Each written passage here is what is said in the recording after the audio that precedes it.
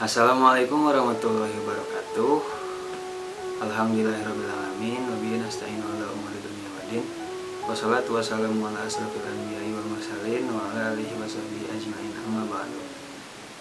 Sebelumnya perkenalkan, nama saya Aulia Faras El-Makki dengan NIM 20125046. Saya mahasiswa dari kelas C2 Prodi S1 Informatika angkatan 2025. Kali ini saya akan membawa sedikit penjelasan dengan tema Thoqatul Insan atau potensi manusia. Mengapa potensi manusia? Karena Syekh Ibnu Athaillah berkata dalam kitab Al-Hikamnya, Man arofa nafsah faqad arofa robah. Barang siapa yang mengenali dirinya, maka dia akan mengenali Tuhannya. Dan langsung saja ke pembahasan.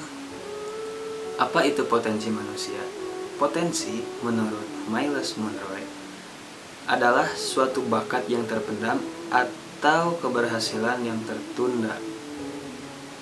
Tapi menurut syariat Islam, potensi adalah sebuah anugerah seperti apa yang difirmankan oleh Allah dalam surat At-Tin ayat 4. Laqad khalaqnal insana fi ahsani taqwim. Luar biasa, kita diberi lisan untuk berbicara, mata untuk melihat, telinga untuk mendengar, akal untuk berpikir, dan hati untuk memahami. Adalah sebuah anugerah yang teramat indah yang diberikan oleh Allah Subhanahu wa Ta'ala kepada hambanya, kepada manusia. Maka dari itu, yang pertama kita harus bersyukur dan kita harus menyadari bahwa itu adalah tanggung jawab besar yang Allah berikan kepada kita selain anugerah. Selain anugerah, itu adalah tanggung jawab besar yang Allah berikan kepada kita. Lalu apa saja tanggung jawab atas anugerah yang telah Allah berikan kepada kita tersebut? Yang pertama adalah tanggung jawab kita sebagai manusia atau hamba Allah untuk beribadah. Seperti firman Allah dalam Quran surat Ad-Dariyat ayat 56, "Wa ma khalaqtul jinna wal insa illa liya'budun." Tidaklah kami menciptakan bangsa jin dan bangsa manusia kecuali untuk beribadah kepada kami dan untuk menjadi khalifah, seperti dalam Quran surat Al-Baqarah ayat 30, "Idz qala rabbuka lil malaikati inni ja'ilun fil ardi khalifah."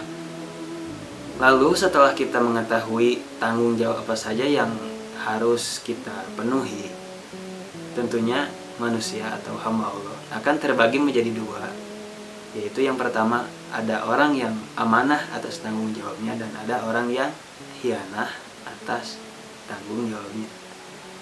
Yang pertama orang yang amanah, kita ambil hikmah dari kisah Laila yang memberikan siwak kepada Qais.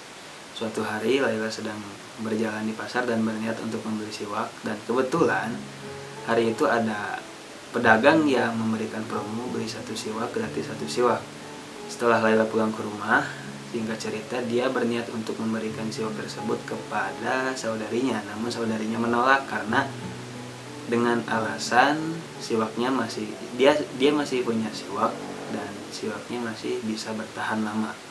Kebetulan Qais yang tergila-gila kepada Laila selalu berada di depan rumahnya. Laila pun menyadarinya lalu menghampirinya, memberikan siwak tersebut kepada Qais, siwak yang bonus, siwak yang satu lagi, bukan siwak yang dibeli oleh Laila. Dan apa yang terjadi, reaksi apa yang diberikan oleh Qais kepada Laila setelah mendapati siwak pemberian dari Laila tersebut? Qais merasa gembira sampai dia loncat-loncat, sampai dia gugulitikan di kamarna, mencoba remaja gitunya. Saking gembiranya diberi siwak oleh kekasih tercintanya. Lalu setelah habis bergembira, maksudnya setelah habis loncat-loncatannya, selanjutnya pun tentunya Qais menggunakan siwak tersebut seperti yang seharusnya siwak tersebut digunakan, yaitu untuk dijadikan seperti lamun cek urang mah gosok gigi, sikat gigi. Nah, dan beberapa bulan kemudian, singkat cerita, siwak tersebut sudah tidak layak pakai. Qais pun berniat untuk berbalas budi, berkorban untuk orang yang telah memberikan siwak tersebut kepadanya, yaitu kepada Laila. Dan apa yang dilakukan oleh Qais, apa yang direncanakan oleh Qais membeli beberapa pohon siwak atau bisa disebut juga kebun siwak untuk diberikan kepada Laila, karena Laila pernah memberikan 1 batang siwak kepada Qais pada beberapa bulan yang lalu. Bisa kita ambil hikmahnya, yaitu yang pertama, setelah kita diberikan anugerah lisan, mata, telinga, akal, dan hati, kita itu harus bergembira atau ridho terhadap pemberian yang telah Allah berikan kepada kita, ridho terhadap potensi yang Allah berikan kepada kita. Dan kemudian setelah kita ridho dengan apa yang telah diberikan oleh Allah kepada kita, kita itu harus mempergunakan anugerah tersebut, potensi tersebut, pemberian tersebut seperti seharusnya pemberian hal tersebut digunakan. Contohnya, misalkan kalau kita diberi motor, masa kita harus memakai motor tersebut untuk membajak sawah? Tidak mungkin kan? Pasti untuk alat transportasi sehari-hari kita, seperti itu. Cirinya bersyukur itu contohnya seperti itu. Maka dari itu bisa kita ambil kesimpulan bahwasanya ketika kita tidak mempergunakan potensi kita atau anugerah yang telah diberikan oleh Allah kepada kita seperti semestinya, maka kita tidak bersyukur atas anugerah tersebut. Lalu bagian yang kedua dari manusia yang menanggapi tanggung jawab yang diberikan oleh Allah adalah hianah. Tadi amanah, sekarang hianah. Seperti apa orang-orang yang hianah ini?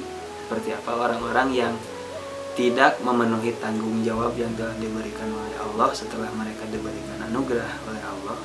Allah berfirman dalam surat Al-A'raf ayat 179, walaqad dara'na li jahannama katsiran minal jinni wal insi lahum qulubun la yafqahuna biha wa lahum a'yunun la yubsiruna biha wa lahum adhanun la yasma'una biha ulaika kal an'ami bal hum adall ulaika humul ghafilun. Yang artinya, sungguh kami benar-benar telah menciptakan banyak dari kalangan jin dan manusia untuk masuk neraka jahanam karena kesesatan mereka. Mereka memiliki hati yang tidak mereka pergunakan untuk memahami ayat-ayat Allah, dan memiliki mata yang tidak mereka pergunakan untuk melihat ayat-ayat Allah, serta memiliki telinga yang tidak mereka pergunakan untuk mendengarkan ayat-ayat Allah. Mereka seperti hewan ternak, bahkan lebih sesat lagi, mereka itulah orang-orang yang kesimpulannya, orang-orang yang hianah atau tidak memenuhi tanggung jawab yang diberikan oleh Allah kepada mereka setelah mereka menerima anugerah berupa potensi yang diberikan oleh Allah. Lisan untuk berbicara, mata untuk melihat, telinga untuk mendengar, akal untuk berpikir, dan hati untuk memahami. Dan semua dari itu untuk beribadah. Maka jika tidak digunakan untuk beribadah, mereka itu seperti hewan ternak, bahkan lebih parah dari hewan ternak. Mungkin seperti itu saja sedikit pembahasan dari saya. Mohon maaf bila ada kesalahan. Terima kasih telah menonton sampai akhir. Wallahul muwaffiq ila aqwamit thoriq. Wassalamualaikum warahmatullahi wabarakatuh.